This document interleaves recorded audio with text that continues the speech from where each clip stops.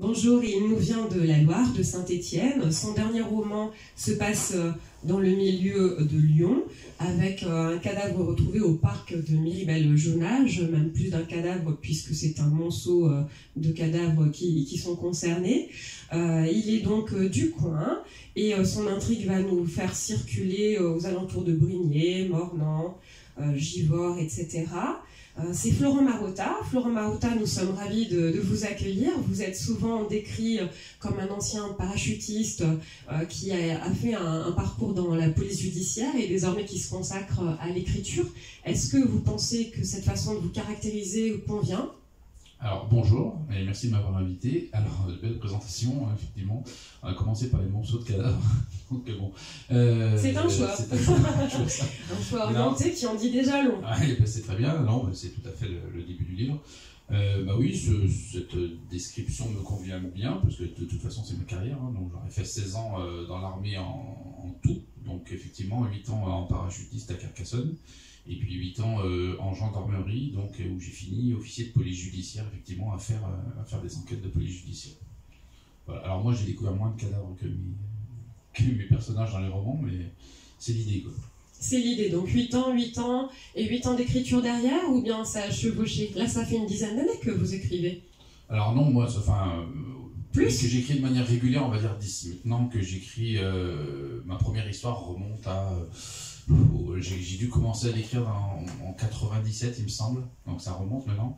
Mais en fait, je l'ai abandonné, je l'ai reprise, ça a duré des années, jusqu'à ce que j'y mette un terme. Un accouchement difficile, voilà, ou ça s'est soldé par rien du tout? Un accouchement. Si, ça s'est soldé par un gros pavé qui fait 500 pages, mais que personne n'a jamais lu.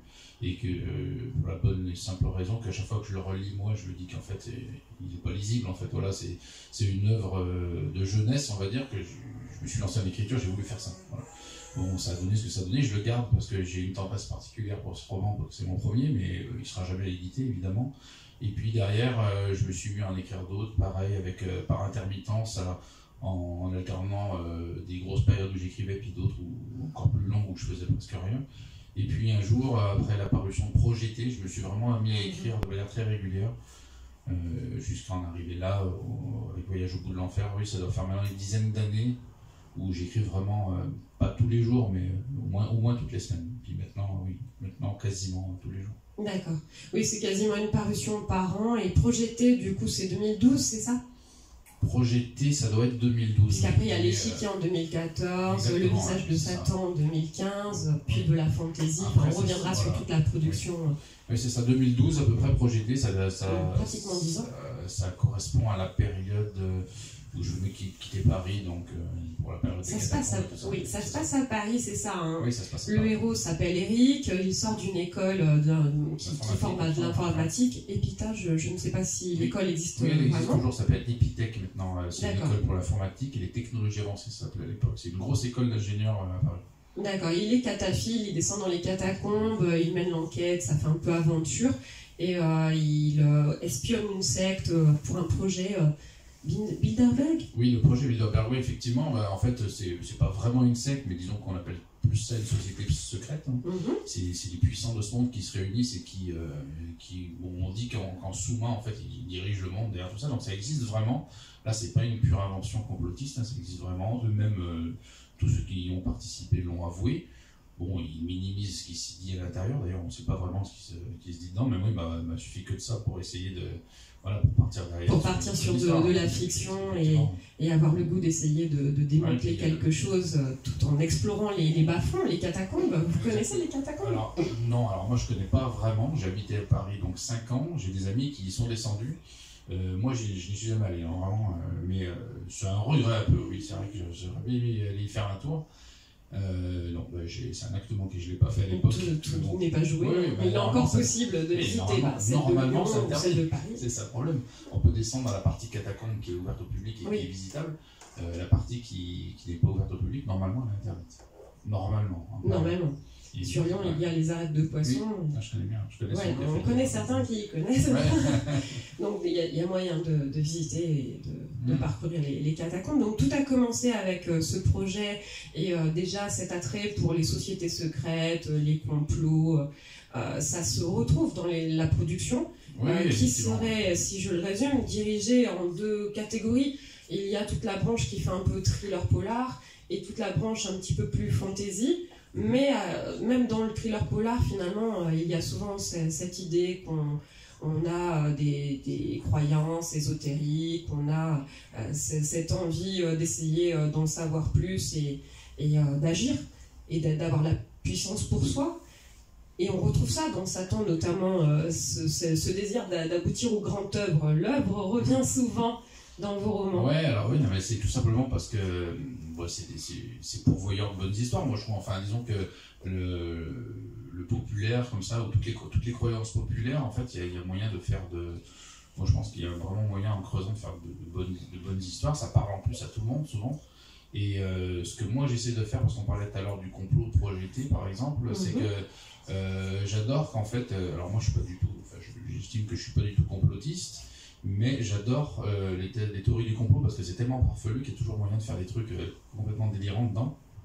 Mais j'aime bien quand c'est ancré dans la réalité. Par exemple, Bilderberg existe, dans le visage de Satan, l'église satanique, elle existe. Anton Szandor-Laved, dont je parle dedans, existe réellement. Ils ont vraiment créé toute une Bible satanique, enfin vraiment tout un truc autour.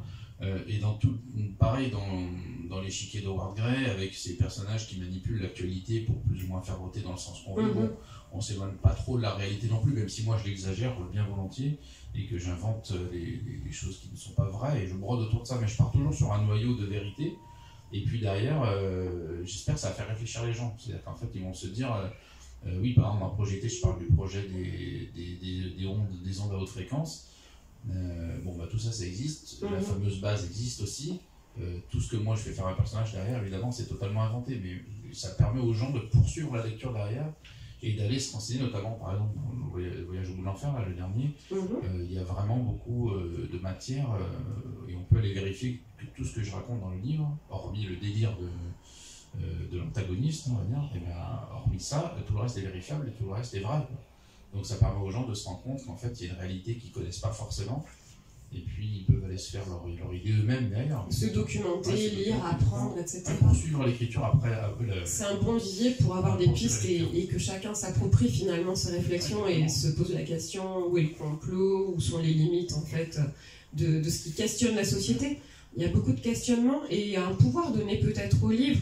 Parce que même quand vous faites de la fantaisie que je qualifierais comme jeunesse avec le personnage d'Isée, vous appelez chacun de vos tomes des grimoires. Donc on se retrouve avec une connotation un peu sacrée. Le livre, c'est quelque chose de dangereux. Alors là, j'avoue que... De puissant. En tout cas, il fait lire, il fait réfléchir. Mais oui, il fait réfléchir. Et puis de toute façon, le livre, oui, je pense qu'il fait... c'est pas qu'il peut être dangereux, mais en tout cas, il peut influencer, ça c'est sûr. Si on ne multiplie pas les sources et qu'on lit par exemple tout le temps les mêmes choses, on va être forcément influencé par la pensée de l'auteur, on va peut-être même conforter ses propres pensées en lisant que ce qui nous arrange, hein. D'ailleurs c'est le nom d'un biais, je ne sais plus comment il s'appelle, le titre, biais de validation il me semble, enfin, voilà, on va chercher tout le temps les mêmes sources pour conforter ses propres idées, donc oui effectivement ça peut être dangereux si on ne fait pas attention, mais je pense que c'est comme tout, il faut qu'on soit capable chacun de discerner, de faire un peu de discernement et puis d'aller un peu lire tout ce qui se fait. Et on peut lire avec du recul même la Bible satanique. Bah oui, mais c'est super intéressant la Bible satanique en fait. C'est vrai, on a l'impression que vous l'avez tenue dans les mains quand on lit le visage de Satan et on se dit ah non mais il sait de quoi il parle. Je l'ai tenu, j'en ai même lu, je crois que j'en ai lu une grosse partie en anglais parce qu'à l'époque il manquait un bout. J'ai eu d'autres grimoires qui parlent dedans, par exemple le dragon rouge, toutes ces choses pour invoquer des esprits, tout ça je les ai lus, ils existent vraiment. C'est des bouquins qui pour certains sont vraiment celui-là, Dragon Rouge, par exemple, est vraiment très vieux. Non, de tout temps, il y a eu un attrait pour la sorcellerie comme ça, et c'est très intéressant parce qu'en fait, les gars ont vraiment des idées. Anton Szandor-Laved, par exemple, je pense pas qu'il était fou, il croyait vraiment à son truc, et à la limite, est-ce qu'il est plus fou qu'un autre qui va créer une église ailleurs qui est complètement différente, je sais pas. Alors lui, c'était particulier, parce que sur l'église satanique, elle est... ils ne commettent pas de crime ni rien, hein. C'est vraiment une autre façon de penser la religion pour eux. Il y a eu les satanistes pardon, qui eux ont fait du mal, mais c'est pas la même chose, là c'est carrément différent. Oui, là dans le roman vous avez le personnage d'Abraxas qui est complètement en train de briller et finit par se prendre pour l'un des cavaliers de l'Apocalypse, etc. Mais derrière tout ça, c'est vrai qu'on a l'impression que vous accordez une importance particulière au livre, avec ce titre, palimpseste, avec ces histoires de grimoire, ces histoires de magie. Et vous avez des magiciennes, des fées. Alors, c'est vrai que dans plusieurs romans, elles sont rousses, avec des yeux verts ou verrons. Je ne sais pas si ça correspond au personnage de la sorcière tel que vous l'idéalisez. Alors, pas tant que je l'idéalise moi, mais c'est souvent les descriptions qu'on en a fait dans certaines sorcières connues. Comme, il y a Morgane qui revient plusieurs fois aussi et qui fait très connoté Graal ou époque d'Arthur. Morgane, voilà, c'est médiéval. Effectivement, oui, c'est la sorcière. Mais ce côté roux, je le voulais pour mon héroïne parce que souvent les sorcières d'époque ou les sorcières qu'on décrit, elles arrivent souvent à être rousses. Alors ça se comprend parce que la couleur était tellement différente de ce qui est dominant, donc ça pointe aussi du doigt une personne comme on pouvait pointer les sorcières à l'époque. Oui, il y avait cette thématique du roux qui était associée au flamme de l'enfer, qui était du coup brûlée sur le bûcher. Et il y a du feu dans vos romans. Ça revient aussi, il y a quelques incendies. Et ce personnage qui manipule le feu aussi, que vous lui avez choisi comme élément. Effectivement. Bah oui, en fait, ça tourne tout autour de ça, autour des éléments. Le feu, c'était surtout pour son tempérament. Enfin bon, je ne vais pas en révéler trop, mais... c'est une métaphore du coup d'un tempérament endiablé. Le feu, d'ailleurs, c'est le personnage... C'est l'héroïne du livre, mais effectivement, son élément premier est le feu, et je pense que ça lui correspond vraiment, parce qu'elle en fait un peu qu'à sa tête, hein. Il suffit d'allumer la mèche pour que ça brûle tout autour, en fait. Donc vous avez des femmes qui sont effectivement passionnées, enflammées, etc. Dans certains de vos romans, donc, il y a des personnages récurrents, et il y a le personnage de Gino qu'on a retrouvé dans l'échiquier, puis ensuite dans le meurtre d'Aubrich. Et qui a un tempérament de gros dur un peu mafieux en fait, avec le désir de se venger, un peu brisé par la vie, musclé, alcoolisé, etc. On va avoir le coach qui est parti à San Francisco pour d'autres romans du coup où il essaye de permettre à des gens de se reconstruire, de changer de voie. Et donc vous avez plusieurs romans avec ce personnage récurrent également. Et là maintenant une femme, Lucie, pour Voyage au bout de l'enfer, qui fait penser à Isée, mais version quand même plus hard, hein, si je peux me permettre, et puis certains comprendront l'allusion, mais du coup, une femme. Pourquoi avoir choisi de changer ? Exactement, donc une femme, et c'est hormis la fantaisie avec Isée, c'est la seule femme qu'il y a dans mes thrillers. Donc effectivement, parce que je voulais une femme, parce que, alors là c'est tout bête, parce que c'est au-delà de toute autre considération, je voulais une femme parce que j'en ai pas dans mes romans, hormis en second rôle, sont pas cisés évidemment dans tous les thrillers. Donc je voulais une femme pour ça, et voilà, j'aurais envie d'écrire du point de vue d'une femme, et qui est une femme effectivement, mais qui est quand même totalement différente de l'idée qu'on peut se faire la femme classique en fait. Voilà, elle est un peu garçonne, elle se cherche un petit peu même. Elle est dominatrice. Dans sa sexualité, elle est dominatrice, et elle a surtout une énorme aversion envers les hommes.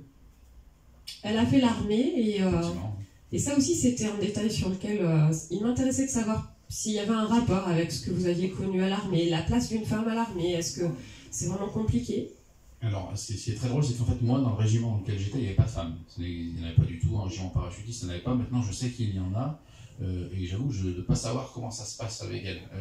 Mais surtout, je m'interroge même comment ça peut se passer, en fait. Parce qu'il y a une telle proximité, il y a une telle façon... Enfin, vraiment, je n'arrive pas à savoir comment elles trouvent leur place. Alors, je ne dis pas qu'elles ne le trouvent pas, mais si je me projette... C'est un vrai questionnement de savoir, en fait, comment il est possible, dans les conditions que vous avez connues, que la mixité soit possible. Oui, alors j'ai du mal à le comprendre. Maintenant, ils ont dû adapter les choses pour que ça se passe bien. Je leur fais pas de... En tout cas, je suis sûr que ça se passe très bien. Mais moi, j'écris souvent, disons, comme Gino, par exemple, il était aussi ancien militaire.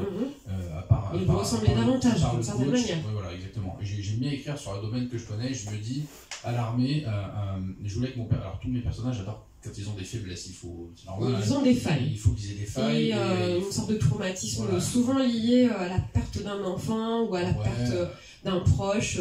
Une phrase qui m'a marquée, ça a été de dire: est-ce que je suis capable d'aimer quelqu'un sans que cette personne ne soit en danger et disparaisse? En fait, oui. Ils ont peur pour leurs proches. Ouais, ça c'est Gino, ça. En fait. Oui. Exactement, oui, bah oui. Mais disons que pour en revenir à Lucie, en fait, voilà, je parle de ce que je connais, donc je la place dans le milieu militaire, et je me dis: le milieu militaire, il est très particulier, on donne un ordre, on le discute très rarement, mieux pas. Et en fait, le traumatisme de Lucie a atteint son paroxysme quand en fait, elle donne son avis sur une situation qui est dangereuse à l'armée, et on l'écoute pas et ça se passe mal. Et donc, après, elle va être amenée à quitter l'armée, et encore une fois, on l'a pas écoutée, et encore une fois, elle pense que c'est parce qu'elle est une femme en fait qu'on l'a pas écoutée. Et donc je l'ai placé là-dedans parce que ça s'y prêtait bien. Je me dis qu'à l'armée on écoute les ordres, on les conteste pas très souvent. Donc ça tombait très bien pour le faire comme ça. Et puis pour ce qui concerne Gino, Gino, la phrase que vous m'avez dit tout à l'heure, incapable d'aimer quelqu'un s'il n'est pas en danger, ça lui correspondait bien. Alors ça c'est surtout le visage de Satan. Et oui, donc le visage de Satan, il va se faire aider par une femme à côté, sans trop dire qui c'est, mais effectivement, il va avoir ce rejet parce qu'il ne sait pas vraiment comment ça va se passer. Toutes les femmes qu'il a aimées, en fait, elles sont mortes pratiquement. Donc c'est quelqu'un qui est cassé au niveau sentimental et qui a l'impression en tout cas qu'il a besoin d'avoir un danger pour aimer quelqu'un. Mais ces fêlures, c'est vrai qu'on les retrouve de toute façon même chez Lucie, qui a du mal à faire confiance, à apprécier les autres, à s'autoriser d'aimer quelqu'un. Ce sont des fêlures très importantes pour les personnages de manière à ce qu'ils puissent se construire aussi par le biais de l'intrigue. Est-ce que Lucie, ça sera un personnage récurrent? Il est prévu de la conserver pour la suite de votre production ou pas forcément? Alors on m'a déjà posé la question, c'est vrai, et l'éditeur d'ailleurs aussi. Mais moi dans ma tête c'était pas le but. J'avais pas l'idée. J'ai souvent fait des séries. Je voulais faire un tome unique. Un one shot. Un one shot. J'osais pas le dire en anglais parce que je me suis dit on va me le reprocher. Mais un one shot effectivement. Mais bon, il y a beaucoup de gens qui ont aimé a priori. On m'écrit en me demandant: oui, tu tiens quelqu'un, est-ce que tu veux continuer derrière? Donc pourquoi pas, de toute façon comme on dit, pourquoi pas un jour, je pourrais toujours retrouver quelque chose derrière, mais il faut que ça me fasse plaisir, il faut que j'ai vraiment envie de le faire, et puis il faut que le personnage, son histoire soit pas finie, qu'il y ait quelque chose à raconter derrière, donc je pense qu'elle n'est pas finie son histoire, mais voilà, en tout cas, le livre qui est en cours d'écriture, il n'y a pas Lucie dedans, ça c'est sûr. Mais un jour pourquoi pas, effectivement. Oui, parce que le personnage est très fort. Fait penser un peu à celui de Millennium, si je m'autorise cette comparaison. Mais c'est vrai que du coup, on sent qu'elle est matière à permettre encore un imaginaire hyper riche et que tout n'a pas été dit. Donc peut-être un jour, ce sera possible d'avoir la suite de ses aventures. Lucie, elle fait penser à la lumière en même temps, mais alors elle a une part d'ombre qui est phénoménale. Je dis ça en rapport avec son prénom, Lux, qui fait penser à la lumière. On a souvent cette thématique du côté Nigredo, Albedo, le personnage, sa dualité, est-ce qu'il va vers la lumière? Est-ce que celui qui se dit être justement du côté de la lumière n'est pas celui qui est le pire, parce qu'on a pratiquement l'inquisition dans certains de vos romans? C'est compliqué de savoir où est la part de lumière de chacun et cette quête que la plupart du coup de ceux qui appartiennent à des sociétés secrètes ou des sectes, quelles qu'elles soient au final dans les romans, on dirait qu'ils cherchent cette lumière, mais ils la cherchent des fois en passant par l'ombre. Effectivement, alors c'est vrai que c'est très complexe comme sujet, mais l'albédo, le négredo, tout ça, donc c'est l'alchimie, l'œuvre noire, l'œuvre rouge, on remet sans arrêt sur l'ouvrage et pour essayer de redevenir un peu plus lumineux à chaque fois. On dit aussi que c'est en éclairant les ombres qu'on trouve la lumière, c'est pas l'inverse. Mais Lucifer au départ c'était la lumière. Exactement, le porteur de lumière, mais en fait c'est très complexe parce que Gino par exemple, en réalité le fou, c'est les autres qui sont fous pour lui. Donc en fait, ça dépend le repère dans lequel on se place, enfin le repère qu'on a par rapport à la situation. Donc Gino, par exemple, moi ce que j'ai voulu faire dans le visage de Satan, c'est que Abraxas, en réalité, c'est l'ombre de Gino, quoi. C'est un miroir. Gino, il a envie il veut se montrer violent avec tous ceux qui bravent la loi, et il se retient, des fois moins.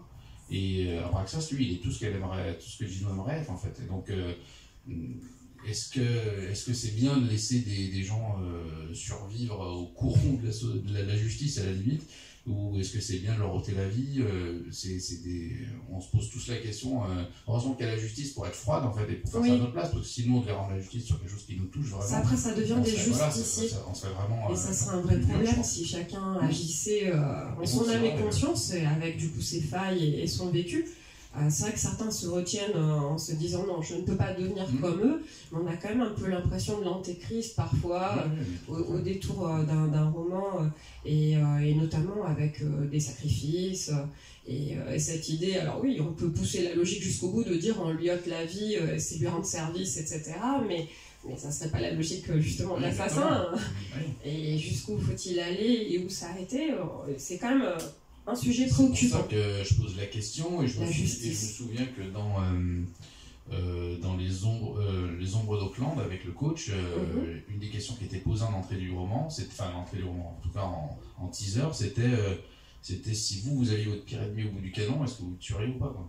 Et en fait, c'est la question qui est posée à Michael à un moment du livre. Il a la pire ordure, s'il a amené à avoir la pire ordure en face de lui, est-ce qu'il va le laisser partir? Qu'est-ce qu'on ferait nous à sa place en fait?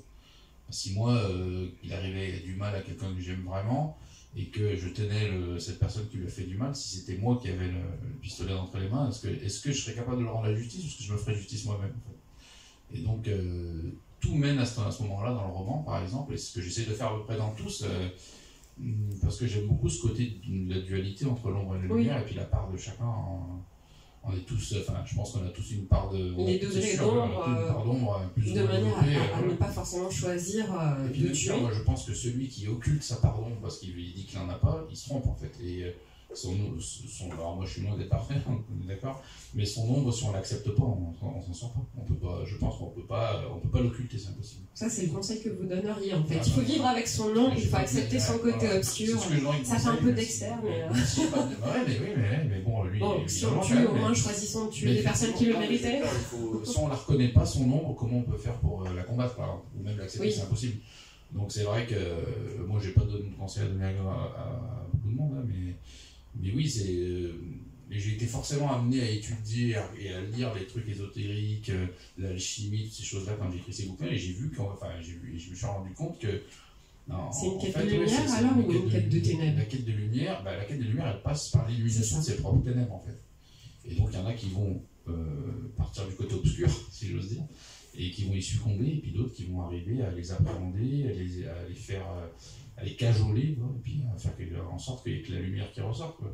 Mais la chimie apprend, par exemple, dans ces livres-là, qu'on va devenir lumineux après avoir accepté son ombre, mais qu'un jour, on va retomber. Et il va falloir recommencer. Et c'est un travail de tous les jours, on ne devient jamais lumineux pour tout le temps. Enfin, bon, bref, c'est un autre sujet. C'est un vaste projet, mais là, vous nous coachez, en fait. Oui, alors... C'est un peu le but d'être coach. C'est comme un psy ou... Non, mais Michael, c'est très drôle, parce que mon coach, c'est un coach, mais en fait, il fait souvent, faites ce que je dis, mais pas ce que je fais, parce qu'en réalité, dans les deux romans, il passe son temps à donner des conseils de vie aux gens, et puis il n'en fait pas la moitié lui-même, en fait. Mais il a fui d'une certaine manière, déjà, en allant à San Francisco et en abandonnant sa famille. Déjà, il a fui, même si elle va le rattraper, mais il donne des conseils à des gens, moi je pense qu'il n'est pas capable de s'en appliquer la moitié. Donc si les gens... D'ailleurs, c'est un peu une critique sous-jacente que je fais au coach de vie, parce qu'il y a beaucoup de gens qui se disent coach de vie maintenant, ils coachent des gens, mais si on va fouiller dans leur vie personnelle, peut-être qu'on s'aperçoit qu'elle n'est pas si bien que ça, quoi. C'est un peu comme aller voir un médecin qui fume 3 paquets de clopes.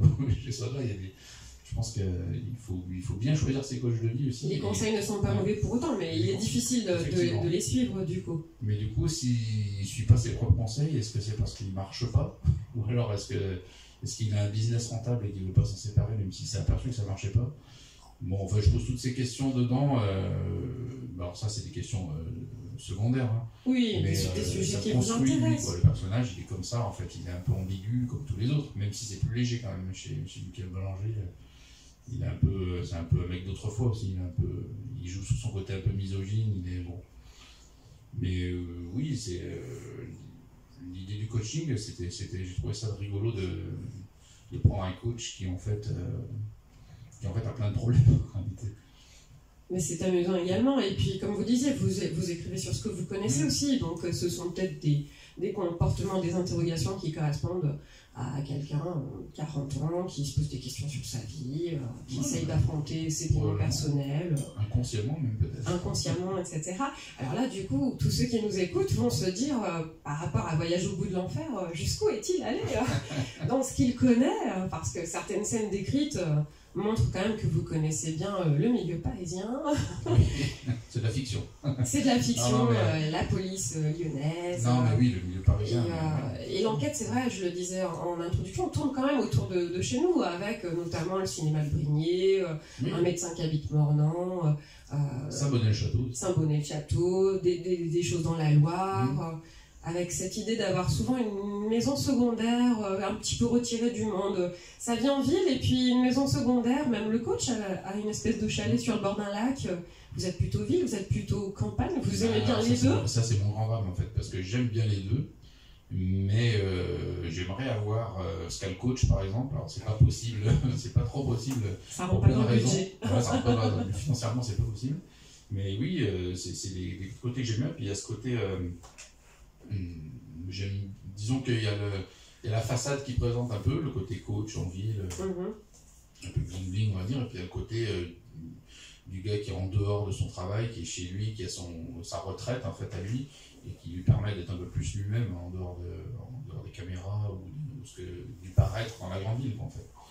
Bon, et puis après, quand ça peut s'y prêter, le lieu peut s'y prêter pour d'autres situations, la forêt reculée, ça a tout à l'imaginaire. C'est pratiquement un personnage à part entière dans un roman de ce type-là, thriller avec enquête, etc.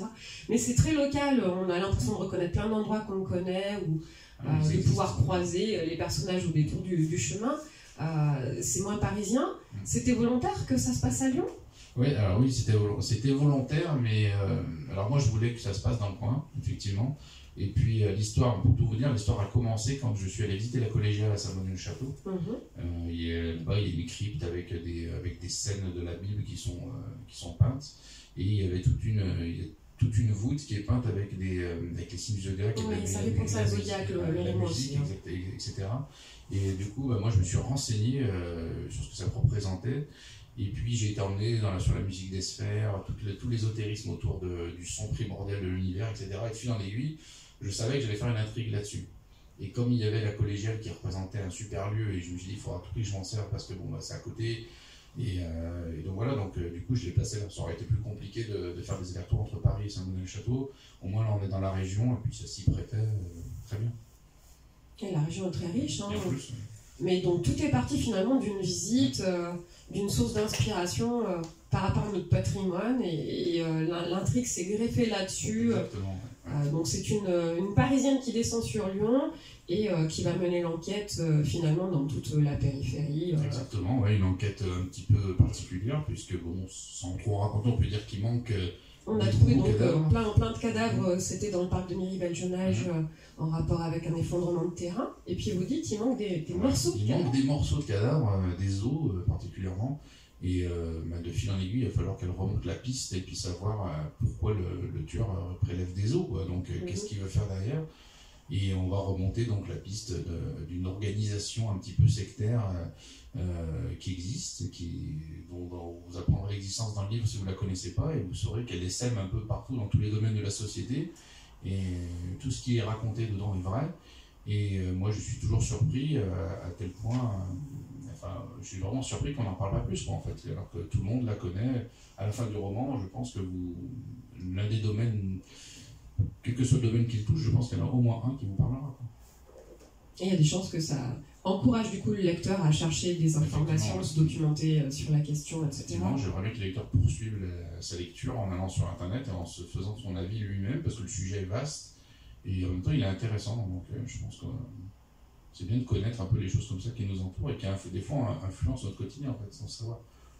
Donc même grâce à la fiction, pour vous, c'est un moyen aussi de s'intéresser à notre société, à des vrais questionnements. Non, effectivement. J'essaie toujours de placer un fait divers réel à l'intérieur, où là, il y en a vraiment beaucoup dans le livre, parce que ça ancre la chose. Moi, je trouve que ça la rend encore plus palpable.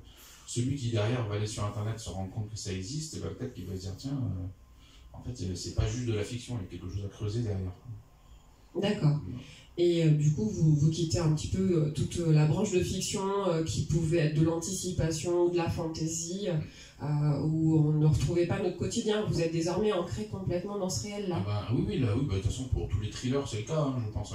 La fantaisie, pour Isée, qui a 2 tomes, la saga d'Isée, avec Isée Palimpseste et le projet Ultima, J'ai écrit le 3e, D'accord. ça en attente, voilà. Normalement il est censé y en avoir 5. Donc elle va revenir, c'est sûr. Elle va revenir et elle est à Lugdunum. Donc on a l'impression que c'est Exactement. notre ancienne ville de Lyon, mais c'est Noa Lugdunum. C'est Une nouvelle cité. Donc là, pour le coup, ça fait penser à de l'anticipation presque. Oui, alors là, oui, carrément, oui, c'est de l'anticipation. Enfin, oui, c'est plus de la fantaisie, parce que même si on anticipe beaucoup, ça m'étonnerait que ça arrive comme ça un jour. Ah, ça, on ne sait pas. On sait jamais. On ne sait jamais. Et le reste, du coup, c'est vraiment une interrogation sur notre présent, sachant que nous devons donc en conclure sur cette thématique-là. Florent Marotta, excusez-moi, je suis troublée. On est vraiment, du coup, sur du questionnement, comme on disait, sur notre société actuelle, sur Lyon, sur ses environs, sur toutes ces préoccupations donc, que nos auditeurs pourront tout à fait retrouver dans le dernier livre, Le voyage au bout de l'enfer. Et s'ils vous suivent aussi, peut-être sur votre page, sur vos réseaux. Effectivement, oui, j'ai la page Facebook un peu comme tout le monde, et c'est les éditions Cosmopolis. Et j'ai un site web personnel, voilà, avec mon nom, prénom et mon nom. Voilà, Florent, du coup. florentmarotta.com. Effectivement, j'essaie d'être un minimum actif, c'est pas tout le temps évident. D'accord, et bien nous serons ravis en tout cas de vous retrouver prochainement si une nouvelle parution vous permet de présenter le livre suivant, qu'il s'agisse de Lucie ou pas comme personnage. Et je remercie tous les auditeurs qui ont suivi l'émission, en leur donnant rendez-vous très prochainement pour continuer de rencontrer des romanciers locaux ou moins près de chez nous, mais en tout cas qui nous intéressent. C'est gentil, je vous remercie et puis bonne fête à tout le monde. Merci.